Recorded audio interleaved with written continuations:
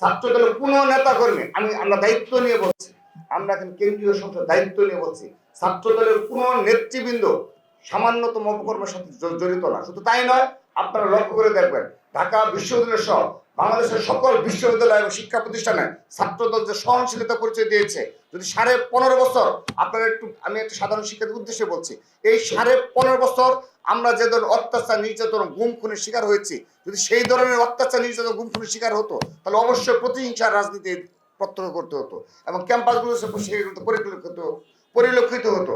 কিন্তু সুস্পষ্টভাবে বলছি, ছাত্রলীগের কোনো ক্যাম্পাসে কোনো নেতৃবৃন্দ ছাত্রদল দ্বারা কি আঘাতপ্রাপ্ত হয়েছে? আপনারা বলতে পারবেন? কোনো মিডিয়াতে এসেছে? আপনারা কোনো ছাত্রলীগ অভিযোগ করেছে? তো এই ধরনের সহনশীলতা রাজনীতিতে প্রশংসা পাওয়া উচিত, সেটি ছাত্রদল করে দেখেছে।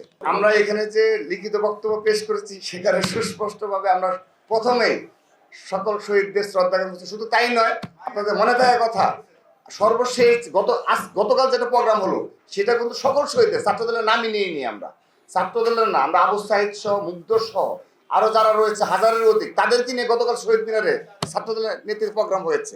এবং এখন পর্যন্ত আমরা যত আর্থিক সহযোগিতা করেছি, কোনো জায়গায় আপনারা বলতে পারবেন না ছাত্রদল নেতাকর্মীদের করেছি। আপনারা সেটা সাক্ষী রয়েছেন। সেটি অবশ্যই এটি ঠিক না। আমরা ইনশাআল্লাহ সবার উদ্দেশ্যে আমরা সমানভাবেই সহনশীল।